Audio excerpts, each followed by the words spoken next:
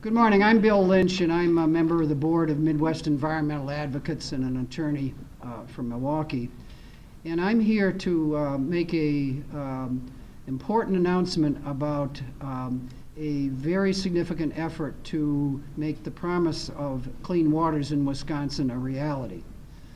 As you may know, the obligation of the state to be sure that everyone throughout the state has clean and healthy water is not being fulfilled as it is required to be under state and federal law. So in response to this concern, today 16 Wisconsin residents have filed a petition for corrective action with the Federal Environmental Protection Agency. This petition asks EPA to act to protect our right to clean water in the state. EPA has authority under the Clean Water Act to require a state like Wisconsin to correct deficiencies in how it is working to protect our waters. So this formal action will assure that the federal and state are working together to better protect our clean water throughout the state. Water quality is a problem everywhere in the state, and we have today we have petitioners from all throughout the state, 16, who have brought this petition, and you will hear from two of them as part of this presentation. First, however, we will hear a presentation about the particulars of the corrective action petition from Sarah Gears, one of Midwest Environmental Advocates' attorneys. Thank you, Bill, and thank you all for being here today. As Bill mentioned, we are Midwest Environmental Advocates, a nonprofit environmental law center, and we work with Wisconsin residents around the state for clean air, water, land, and government for this generation and the next. We believe that every citizen has the power to make a difference. And I want to emphasize that underlying the action that we're telling you all about today is the power of citizen action. So I'm proud to stand up and represent the 16 petitioners who have today filed a petition for corrective action with the United States Environmental Protection Agency. The petition asks the EPA to use its authority and its obligation under the Federal Clean Water Act to make sure that state programs maintain compliance with federal law. The Federal Clean Water Act envisioned a state-federal partnership where the states would implement the water discharge program and help clean up our nation's waters under EPA supervision. The EPA provides what we call the federal backstop, so they make sure that no state is any worse than the minimum federal standards. Unfortunately, Wisconsin has fallen behind. Petitioners have turned to EPA because their efforts to protect Wisconsin's waters have been frustrated by state inaction. It's been over 4 years since the EPA identified 75 issues that are deficiencies in Wisconsin's program that don't meet minimum federal requirements. Unfortunately, due to legislative inaction, limited DNR resources, and misplaced priorities, most of these issues remain unresolved. And in that amount of time, new issues have arisen. So there's a big challenge ahead, and we are asking the EPA to step in and for DNR to step up to fix these problems. So I want to stress that I stand here today to represent the 16 petitioners who devote their own time, money, and efforts to try to clean up Wisconsin's water and better our environment for themselves, their children, and next generations. So with that, I want to turn it to Nancy Utesh, who's going to speak a little bit about how about her efforts to clean up Wisconsin's waters. Nancy?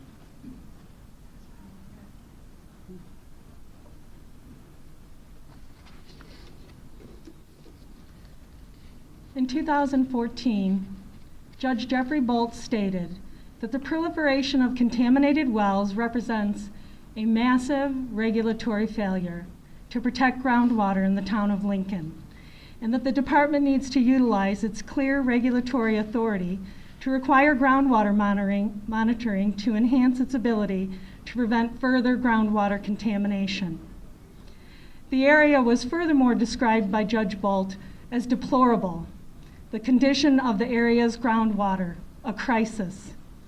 Town of Lincoln in Kewaunee County currently has over 40% of its wells tested, contaminated with E. coli, high nitrates, or both. Mark Borkhardt, USDA, doing research in the town of Lincoln and its well water, described the water as what he would expect to find in a third world country. Yet the DNR did not accept full responsibility for the regulatory failure occurring in the town of Lincoln, and most recently, Secretary Stepp has made the statement that the department is aware of some water quality challenges in northeast Wisconsin. The DNR continues to marginalize the health and water crisis of our community and has not provided water to those in need, and most recently has responded to the demands made by Judge Bolt that the safeguards and provisions called for stemming from the Kennard permit challenge could not be fulfilled by the DNR due to lack of power within the agency and state statutes. Those standards included on-site monitoring on spreading fields in vulnerable karst areas and reasonable animal unit caps. Secretary Stepp has publicly stated that it is not the job of the DNR to address the legislature involving our water quality issues.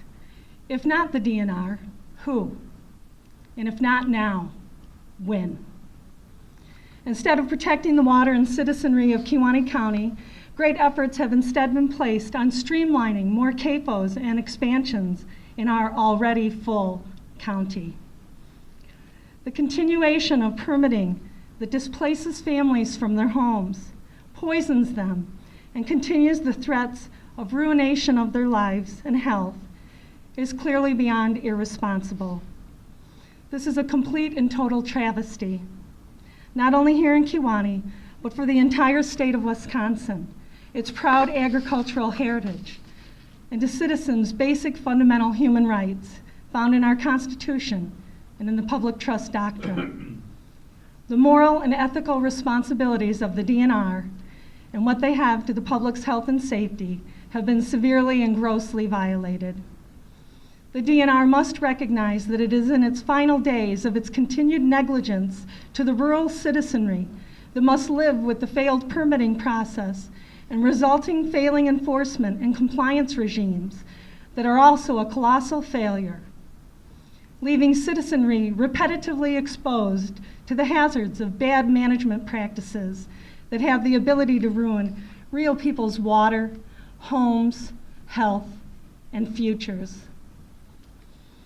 We are grateful for the many good DNR agents who have put their job on the line to help us and continue to help us despite the limitations of the DNR, who have answered to the higher calling of humanity and compassion for the individuals desperately needing it in Kewaunee County.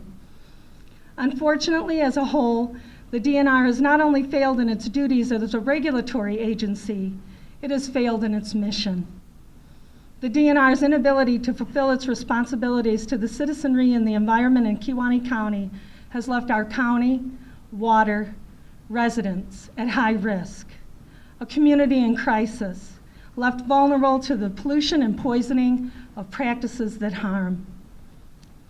Kewaunee County, its water, and its people can no longer wait in the hopes of this agency addressing our needs. While recognizing the important role government must play in protecting water and people, the current state of the DNR and the continued gutting of this agency by the administration, which has not addressed Northeast Wisconsin's grave situation, will not serve and protect the people of this state or the environment, the job the DNR was enacted as a regulatory agency to fulfill. As a community in a full-blown health and water emergency, residents in Northeast Wisconsin can no longer tolerate an agency whose inabilities have become a threat to our well-being.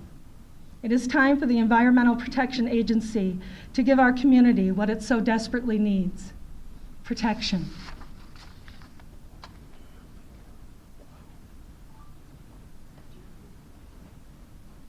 And now we'll hear from another of the petitioners, Dean Hager, from Sturgeon Bay.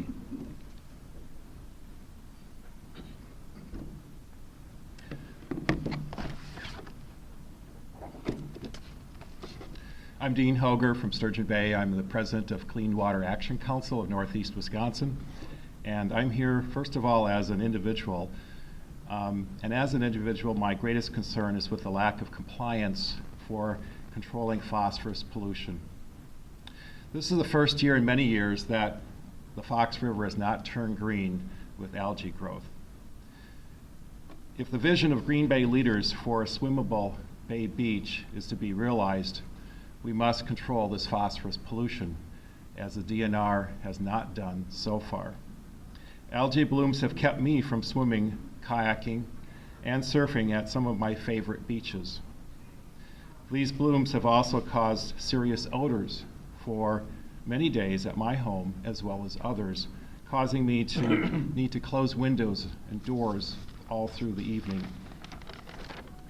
In 2013, extensive phosphorus pollution caused the largest and longest dead zone to occur in the Bay of Green Bay. This dead zone affects the fishing interests of members of my family, as well as it does with all fishermen and women here in Northeast Wisconsin. I'm also signed on to this petition as the president of the Clean Water Action Council because I've heard many complaints from our members and the public about the DNR not addressing their concerns, not addressing their complaints. In recent meetings with the DNR staff, it is apparent that the DNR is both understaffed and is restricted by state statute from enforcing provisions of the Clean Water Act. Even making minor administrative rule changes would require a 2-year or more project, and often these revisions can just simply be rejected by the governor's office. So it's with these concerns that I signed on to the petition and looking for the EPA to bring support to our concerns with having clean water here in Northeast Wisconsin.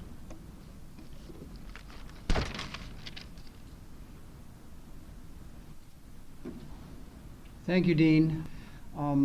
The Clean Water Act and the laws of Wisconsin make it an affirmative obligation of the state to clean up in our waters and keep them clean. It's not a matter of maybe yes, maybe no. So what's happened is the political decisions have been to back off on understanding that the clean water is an obligation of the state of Wisconsin through its DNR for the health and safety and well-being of our citizens. So the notion that the DNR should be open for business and should be a service agency for businesses is undercutting the understanding of the DNR as the protector of clean and healthy water for all of our citizens. So we need to address that political dynamic if we're really going to get a Clean Water Act compliance program implemented by the state rather than having the feds come in and run the program. If we're going to end up with clean and healthy water for everyone. So there's a political leadership issue here. It's among the deficiencies that we point out is the inadequacy of state legislation to authorize the DNR to take the actions necessary to protect our clean and healthy water. Well, that's the state legislature's obligation. That's the governor's obligation to be the leader to enact legislation that will keep our water clean and healthy. So it's a leadership in DNR issue in terms of hamstringing the DNR staff from actually going forward with reasonable requirements on permits that are going to keep the wells in the neighborhood from being contaminated and the children from getting deathly ill. So that's a political dynamic that needs to be addressed. We're hoping that this petition will be a forum for working through exactly what needs to be done and how, but it will take citizens, these citizens, and the other citizens that Midwest Environmental Advocates works with to really put the pressure on to assure that our waters are clean and healthy.